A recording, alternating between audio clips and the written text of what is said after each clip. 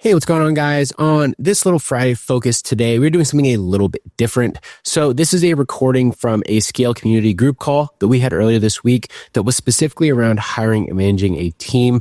And after we did it, I just thought that it was a really valuable piece of content that I wanted to release to you guys. It starts with a little presentation that kind of goes into my thesis around managing and building a small team. And then it finishes with some Q&A with a handful of members that were on the call with us.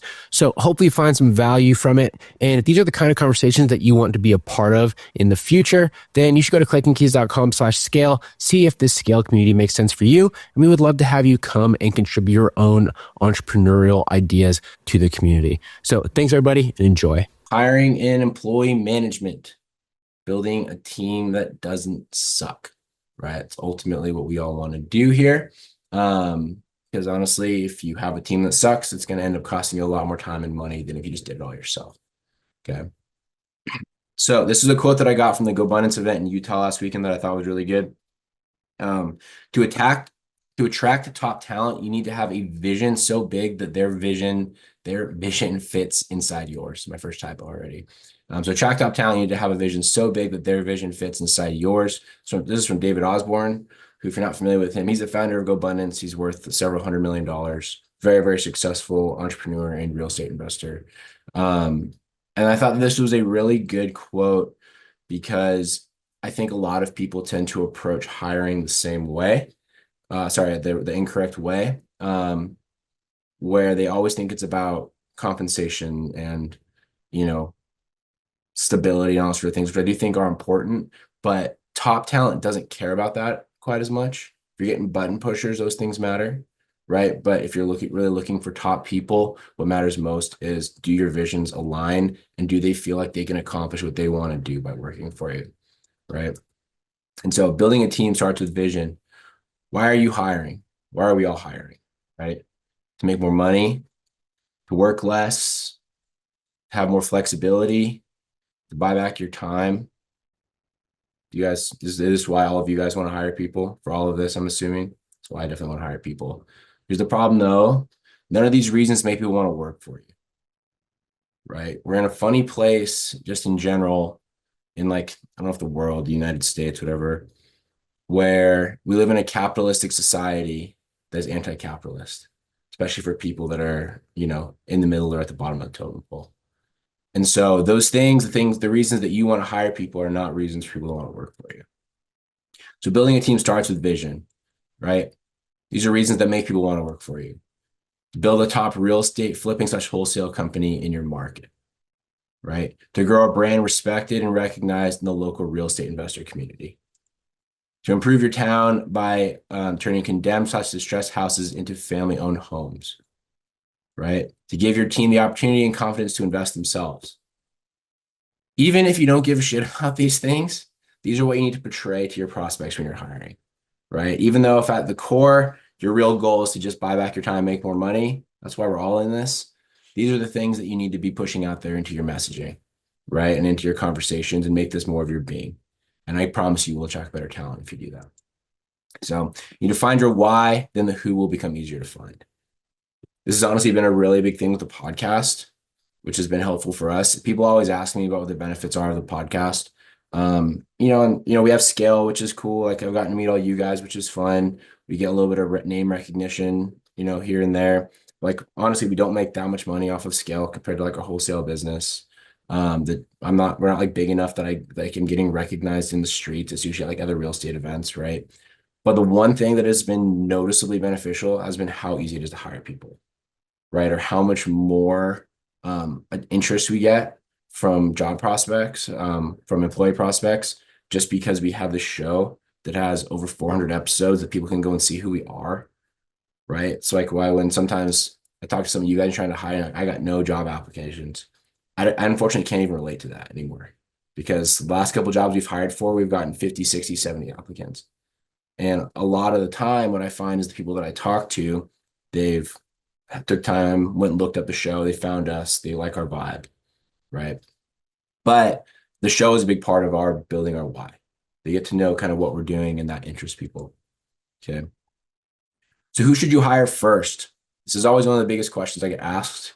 And of course, the answer is it depends. So you should hire the opposite of your personal disc type. So basically, a disc is a personality test that helps you figure out whether you're dominant, which is D, influential, stable, focused, or I think conscientious is C. And so the DI types tend to be the salesmen, the SCs tend to be the operators in the back end, right? So if you're sales pro high, you're a high DI, bring in an integrator. If you're a back office SC type, bring in a closer. One of the biggest mistakes I see a lot of people make is they fall into this DI category, and the first thing they want to do is bring in a salesperson because they want to work less. It's not a good reason to hire somebody. There was another quote I thought of putting in here. I couldn't find the exact wording. It's from Leila Hermosi. And it was something along the lines of, you have no business trying to work less in your business until you're making at least $5 million a year, right? I think that number skews a little bit depending on the industry, but I don't fully disagree with that. And I think one of the biggest mistakes people make is they have a business, they're making like 300 grand a year, and they decide that they want to hire out so that they don't have to work as much. You're not really making any money yet. That can go away so quickly. Okay. So the first hire should be focused on finding a very small business culture fit. Skills don't matter as much yet, right? That's something else that I think people tend to get wrong is they want to hire someone that they think is like a killer or has a lot of real estate experience, right? Or like, has everything they would consider to be like future potential. The problem is if you're a very small business and they don't understand that and they're not a culture fit and your vision isn't big enough to fit theirs in, they're not going to stick around very long. They're going to be generally unhappy. Okay. So where to start with all that? I'm not going to go into details. We have pretty much all of our hiring SOPs and the basic job listings on the Notion page, which you can find in the little documents channel that we have in Slack. So go and hit those up if you want like specifics on the hiring piece because it's already all documented for you. People don't leave bad jobs, they leave bad managers. I think this is one of the biggest false statements in America, like in business in general. I feel like this is something that HR people tend to tell themselves when they have like a good candidate that leaves, right? And they like need to justify why they just wasted so much time grooming that person. Maybe in like big corporations, but in very small business, it's a complete lie, right? You can be a great manager, but if you have poor opportunity, mediocre pay, unfair expectations, inflexible scheduling, double standards, people will leave regardless. Okay. So I can tell you this from experience. I think especially in this industry, the industry is very hard. The sales process is very taxing, and there is a lot of up and down that occurs in the workflow as well as in the opportunity, right? This is one of the few businesses that I've ever seen where you can have a month where you make like 300 grand and the next month you make nothing. That's pretty hard to do. If you're selling like widgets or you have like a service industry, you're generally going to have like some kind of linear progression. This is such an up and down business, and that does work for people. Okay. Management is a skill. The best way to improve skills is by having reps, right? So ways to get managerial reps: have daily kickoff meetings with active conversations. This is something that I've personally always prided myself on being able to do pretty well.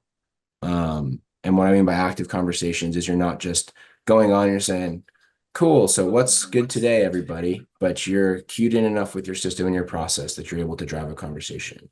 You're able to like dive into some of the problem people are facing and already kind of know that they exist.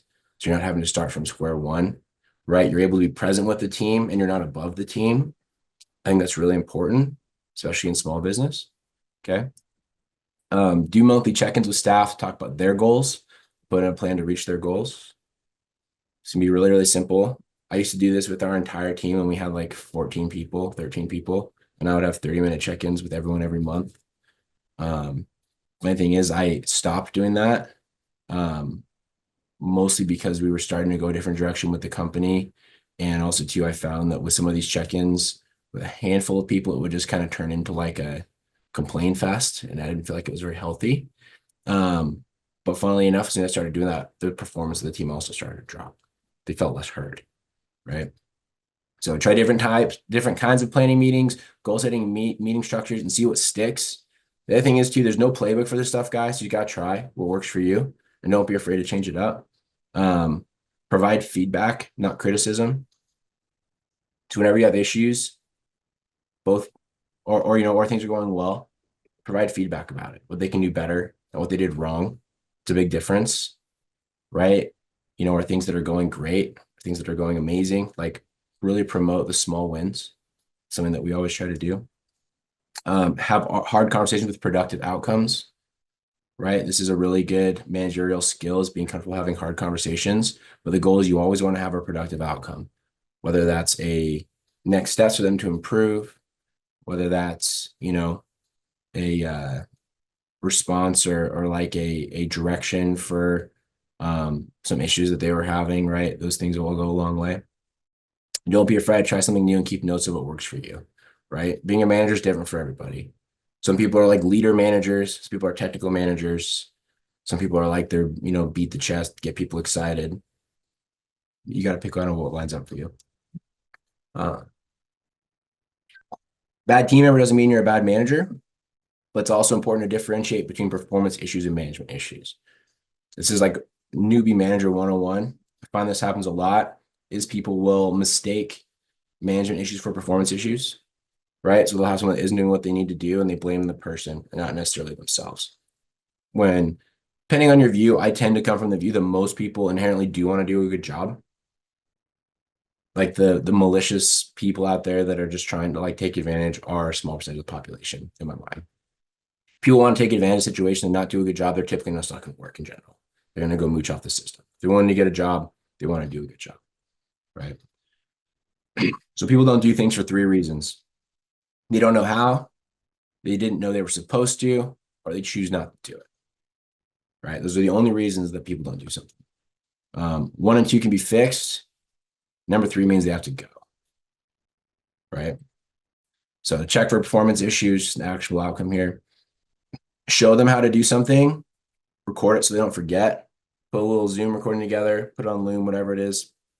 Ideally, you hop on a call with them, and you show them live so they can ask questions. You record it, and you send it to them and document it for them to be able to review.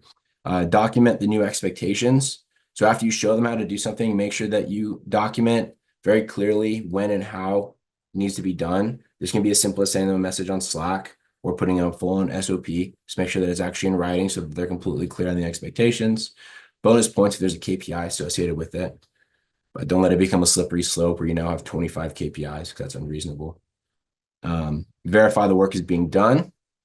You should always have a way to verify the work's being done, whether that's you are monitoring your CRM, whether that's you're able to like check the Google Sheet or Google Docs, whether you have them report that the work is being done. That's something you can do as well. The key though, you don't want to be a helicopter parent. Like you don't want to be checking in at like if you tell them end of day and end of day is at 5 o'clock, you don't want to be looking at 4:30 and then DMing them being like, hey, why haven't you done it yet? It's still got 30 minutes, right? Don't be that guy. No, nobody likes that guy. Have you guys ever had a boss like that? I used to have a boss like that when I worked at Boeing. Every day, we were supposed to be at the office at 6:30 in the morning, and he would come at 6:31, and he would go and he would walk, and he would like peer over the cubicles to make sure you're in your desk. It was hell. Then if you still have issues at that point, you go through all that and it's time to move on, right? So the best thing about humans is there's like 8 billion of them. So you really think you or anyone on your team is irreplaceable. So one of my mentors told me this. I'm not going to put his name on here because I don't know if he wants to be associated with it because it is kind of a harsh statement, but I really like this quote that he told me. I think about this on a pretty regular basis. Just, I don't know, the pessimist sort of view in me, or like the view on humanity, I think is very interesting when you put it this way. Because it's very true. Like realistically, how many people in the world are completely irreplaceable? Nobody. Maybe like Jeff Bezos. Like, can anyone like replace him at 1 for 1? That would be pretty hard. There's like 100 people, honestly. So main takeaways from this whole thing: focus on the why before worrying about the who. As a very small business, hire for culture fit first. Understand management is a skill that improves with reps. Help team members meet their goals, then they will be happy to help you reach yours. And don't mistake management issues for performance issues. Okay. Oh, and team members are replaceable, and so are you as a boss. Right. That last thing is very important because going back to this, right? There's 8 billion people. You really think your inner team is replaceable? You are just as replaceable to them as a provider, right? As a boss, as a manager, as they are to you. So keep that in mind. But if you suck, they have every right to leave, and you should expect them to do so. Okay.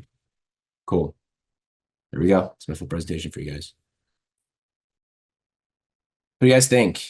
Where are you guys at with hiring? Where do you guys want to go with this for the next 30 minutes? I know I made that more of a general overview because I think that's more important. People always want to talk about the tactical pieces of hiring and management, but honestly, those things are easy, but also really hard at the same time because you can copy and paste them, but you also need to kind of figure out what works for you, and you don't know that until you try. But I've hired and fired a lot of people over the years, so I've covered the full gambit. I think there's a lot to be said for, you tend to hire somebody and you think that you can maybe change them or when they're just really not the right person. And because I've been a manager before and I've, actually kind of run a business, I have a completely different perspective on what the job is, kind of, and what looking at it from the other side perspective. But there's some people that just don't do that, and they just either they're immature or they just aren't those kind of people. So I think that, like they always say, hire slow and fire fast. Yeah.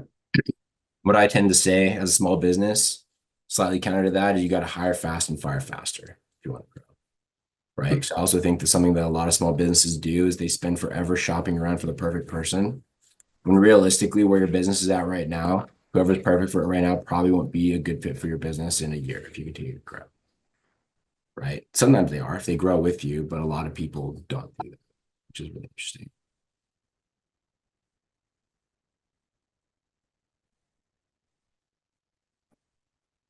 What do you guys think? What else have you guys are hired recently? Let's hear it, Carl. Yeah, I guess I'm kind of going through a lot of this right now. We have two lead managers on our team. I don't even know if we need two lead managers, but um, trying to hold them accountable, make sure that expectations are very, very clear, and then kind of, like you said, having those KPIs in front of them to say, hey, are you doing your job?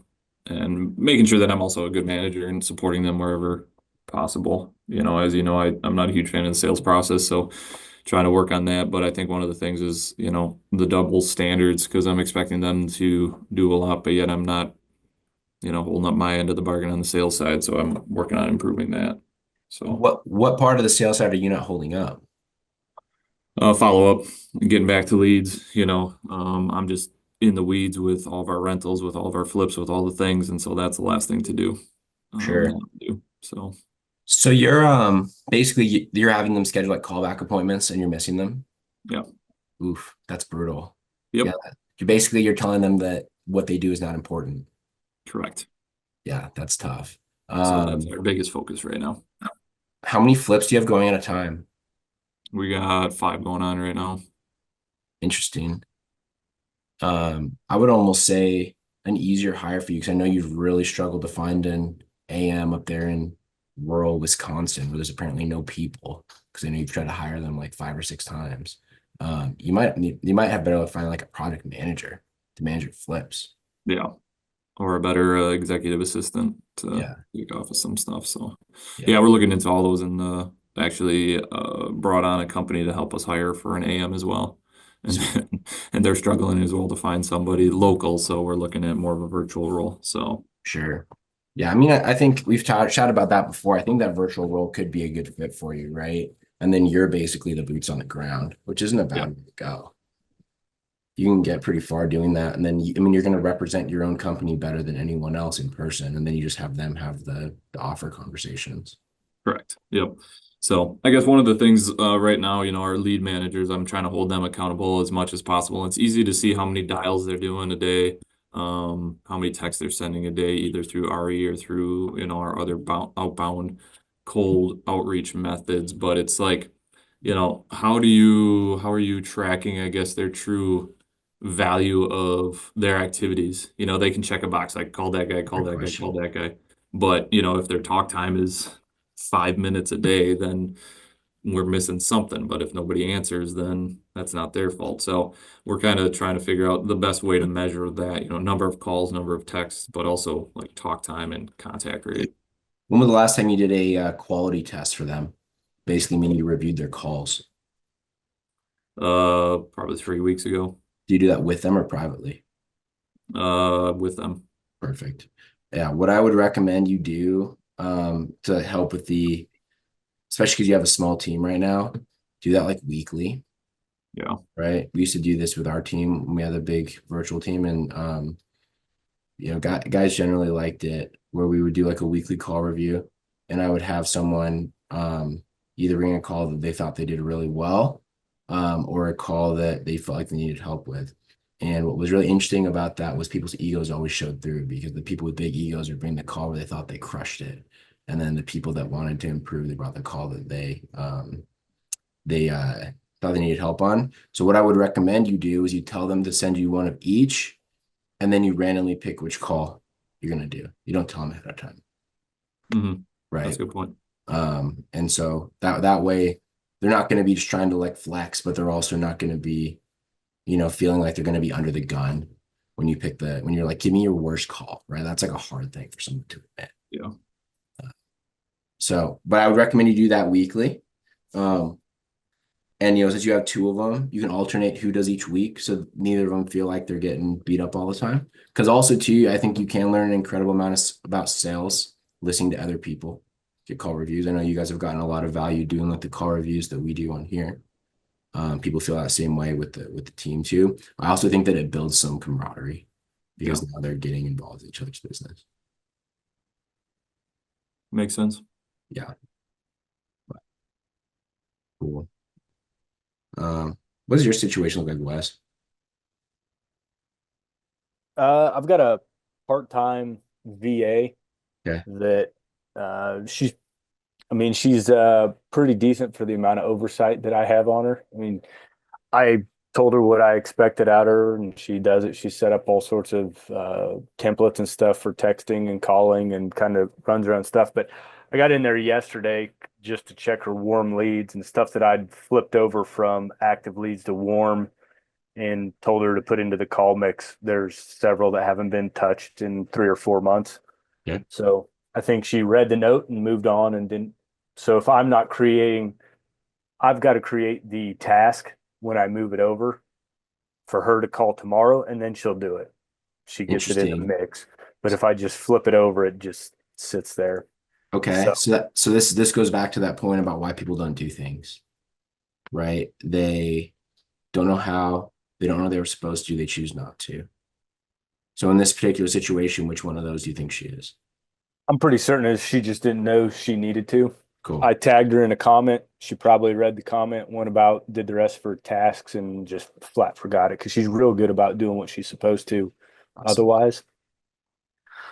But I'm considering trying to hire somebody locally and just letting her go for the cost. We got to talking in our squad. I think Kyle's hired somebody for $15 an hour locally. I'm paying this gal $10 an hour or $12 an hour because she's part-time through Rocket Station. Yeah. If I get somebody for just a couple bucks more an hour who's local, I can meet with them, sit down with them. And again, I live in the Midwest, so when you get a call from somebody that's, got a little bit of an accent, their cadence is a little off in the way that they talk, it probably reduces your ability to connect and build rapport by a significant percent. Totally. Do you think you can hire someone there for $15 an hour? Even if it was like $20 an hour for part-time to do some of that admin stuff, because she's pulling like the local pre-foreclosure stuff, getting the divorce data, all that kind of niche stuff from the county and state websites, and then doing my follow-up. I've only got 105 leads on my warm page. I've got 50 on the actives, and we've got 400 deads. There's probably maybe 20 that could be revived from the dead side. Yeah. But I'm not real quick to flip them over the dead. So I don't Sure. have a huge backlog of leads. And honestly, if I just sat my ass at this computer, I could probably get through that 150 that I need to touch each week pretty quickly. For sure.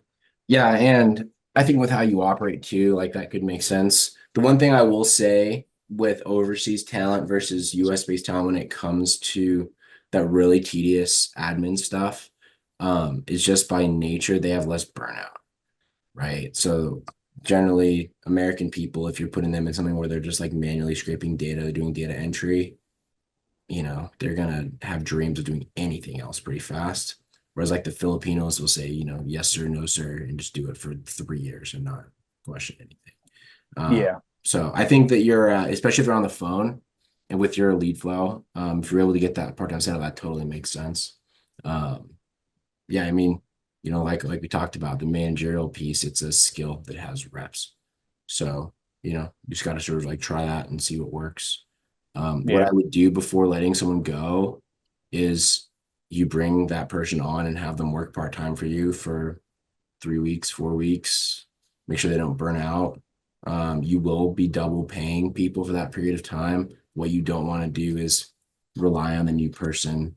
They suck, and then you already let the first person go. Right? That's not ideal. Right.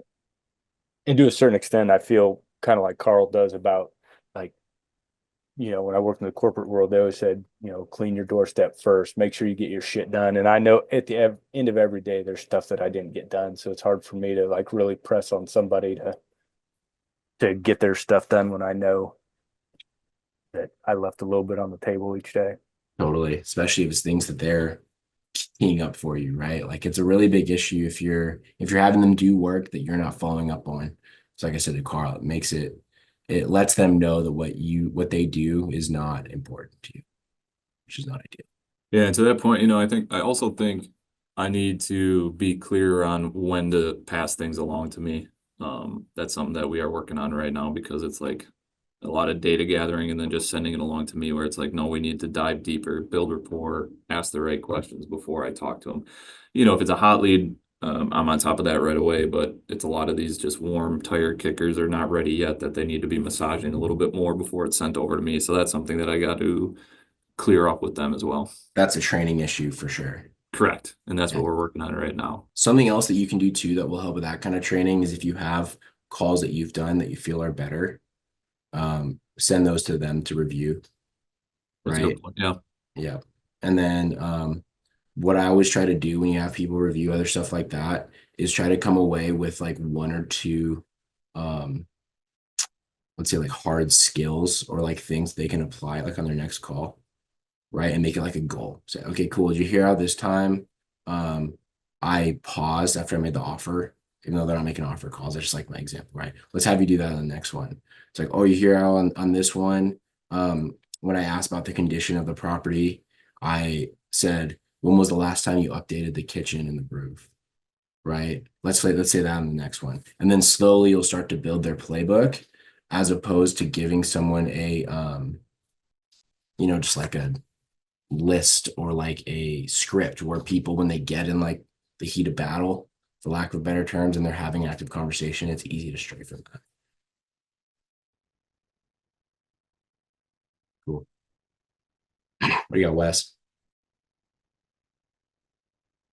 So Carl kind of brought up a question for me. So I've got a handful that I've been working for quite a while, and I built some rapport with these folks.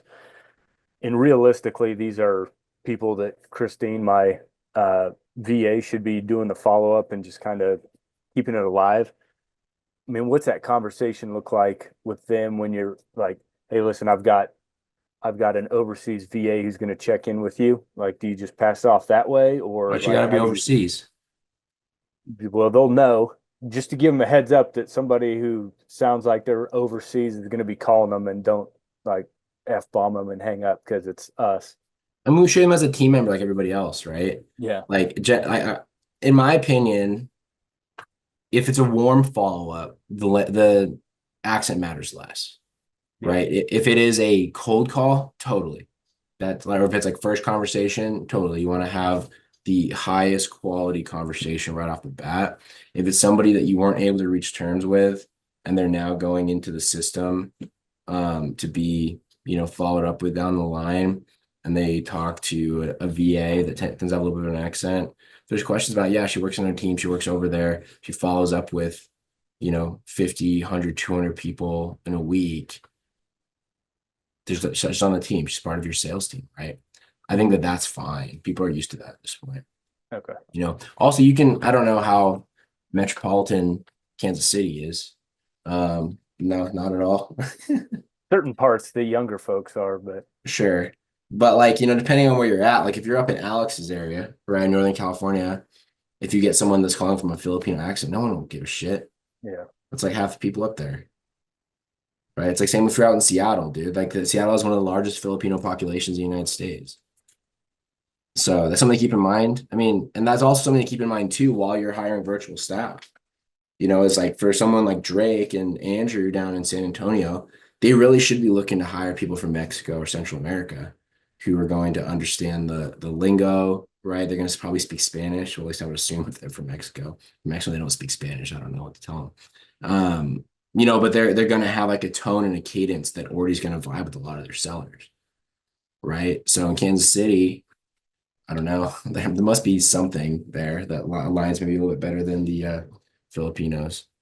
Yeah, I mean, if you had somebody with a Hispanic accent, it'd probably There you go. be more accepted.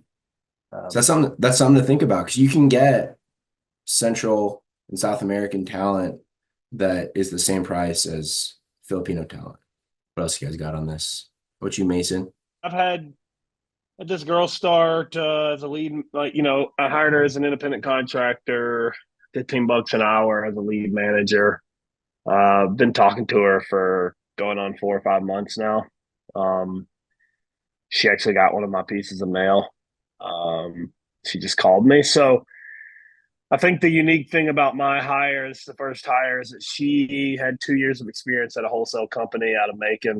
It's a pretty big city here in Georgia. And the team that she was with was spending a lot of money on marketing, like 40, 50 grand. It's probably why they're not in business anymore. So she had a ton of opportunity, right? They sent her to the Tiffany and Josh High thing, sales thing. So like all that to say, like she's got experience. I think the biggest thing for me is just going to have to be managing her expectations. And I think it was Otto gave me some really good feedback about like, under promise, over deliver. And that's just going to be my mantra for the first 6 months. Eventually I think she could be a full-time acquisitions person. She lives in 45 minutes away in a market that I market to. So what I'm finding is these first couple of days, just like I sat down to do onboarding over the weekend, like put together some stuff. And I was just like, there's so much. Like my brain was going a million different ways. And I was like, I'm gonna pump out a fucking manual if I sit here and try and do this. Yeah. So So I just cleared off 2 hours yesterday and today, and we've just been kind of going through the CRM, setting stuff up. She's going through warm leads, asking me about certain scenarios. But I think what I'm struggling with is like, I don't know how to like set the proper expectations or like put the SOPs in place until like we actually just start doing it. And like she calls me and goes, "What do I do in this scenario?" Like, and it's then that because you point, won't. Like that's also one of the biggest farces I find with small business. I feel like people want to have all their SOPs and everything unlocked before they bring anybody in, right? Especially when they're hiring for a position they've never had before. right? They'd be like, oh, I need to figure out exactly what this looks like when that person comes in. If you're like a massive corporation, sure. When you're a small business, no. Like the job is always going to be built by the first persons to do it. Yeah, Because it's not, even if you like copy a lot of our stuff, right? You're going to have your own market nuances, how you want to run your own business, your own levels of lead flow, your own types of yeah, conversations. Those are the small things that'll vary in every market, right? With every company. And so I think I don't know if it was at the last at the KeysCon in Palm Springs or the one in Arizona, but we talked about hiring a little bit at one of those. And the big thing is like use your team to build your SOPs for you. yeah, Like you give them some direction and like learn from their struggles and the stuff that they can't figure out and use that to create an opportunity to force you what you actually need to put together. Right. Because here's also the other thing, and I can tell you this from a very personal experience. You can spend a hell of a lot of time writing the most like awesome freaking book, like for your entire business, how to do everything. They're not going to read it anyway. They never do. yeah, yeah. Well, and it's a good timing because that was the kind of conversation we just had on this last call where it's so I don't know. I don't even have like I don't have set hours. I told her I can't pay her more than $35 an hour or 35 hours for the week. And you know, it's just, I told her, I said, look, you've got some experience. There's certain things that I like to do. Like, I'm going to set you up for as much success as I possibly can. But as you start to make calls, there's going to be scenarios that pop up, and we're going to have to kind of figure out what works best for you and for me. But you know, I don't know, because I also have her call in return mail on the dialer cold call. Like, I didn't even know how to use the dialer feature, so we're kind of learning together. And that was the exact conversation I just had with her. I was like, "You're gonna like month in, you're gonna find a way that like works for you, and we might adjust it a little bit, and then like we'll put it on paper." But I'm Yeah. sitting here trying to build out this onboarding doc for you. It just doesn't really make any sense, and it's stuff you already have experience with. Yeah. So I think my biggest thing with her is I'm gonna have to dial her back, because she's already asking me like offer strategies and stuff, and I'm like, I know you can do that, but that's not where we're at. Like, I need you to go into the 300 warm leads and fish out 4 opportunities. Sure. And You yeah, know what so I mean? that and since she's coming from a bigger company, that's to be expected, right? Like she's going from a high volume environment to a low volume, high quality environment. Right. You know, like when you're spending $50,000 a month on marketing, you can afford to botch half your leads or like fall behind on stuff because there will always be more that comes in. When you're Yeah. spending 10 grand a month on marketing, dropping the ball on, even 5 or 10% of your leads, that can be the difference between having a profitable month and not. Like those 5 or Right. 10% could be where all your deals are, right? Right. And I And told her I'm so not even there yet. I mean, I'm at like $7,000, and that's a recent increase. I was at like 4,000. So, and and you're that's still why I making didn't hire her. 85K a month off of 4 grand in marketing. What the fuck? Yeah, yeah, I don't know, dude. I stacked up a good October through January. But yeah, I mean, that was just the biggest thing, is I didn't hire her immediately because I was like, I don't think I have enough business for you. And then I finally was just like, hey, look, I need help with like follow up and stuff. And Yeah. eventually this could blend into you taking like intake calls. And could eventually blend into like, she's still got connections in the space too. I said, hey, if you get stuff like people call you and like they're presenting a deal to you, like put it in the system. I mean, you can look at it together. Like, it's going to be fluid, but I just told her a million times. I was like, I, I don't know. I can't Yeah. promise you anything. Right. And like, So if so I yeah. don't know. So since I know you missed the presentation, I'm gonna go back to the very beginning of it really quick. Okay. All right. So to attract top talent, you need to have a vision so big that their vision fits inside of yours. What's her vision? What does she want to do? Yeah. Because she sounds this like, so here's what I'm hearing, right? Is I think she sounds like a great prospect, but I can Yeah. already see the future here. If you don't basically grow your vision to align with what she wants to do, or you don't figure out what she wants to do and figure out how to make that work, she's not gonna stick around. Yeah. And I guess we haven't really had that full blown conversation. Like, That's that's should the be only step kind of one. question. Yeah. It's kind of a question mark as to why I don't know. She has a degree in like Spanish and French, and has kind of traveled around, like worked at golf courses and worked at a wholesale company. I don't really know, had her own contracting business. So I get the sense that maybe she doesn't really fully understand what she wants. But I did have the conversation with her about like, this is my vision for my business.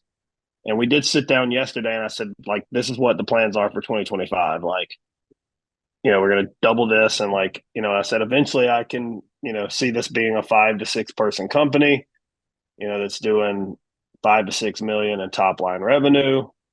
And, we're well known in this area. It's going to be rocking and rolling. And with the revenue we're generating, maybe we can take on like cooler projects like new construction or renovating an old historic building or whatever. You So, I mean, didn't I miss have the had whole that presentation. conversation. You literally just went line for line for what I said right here.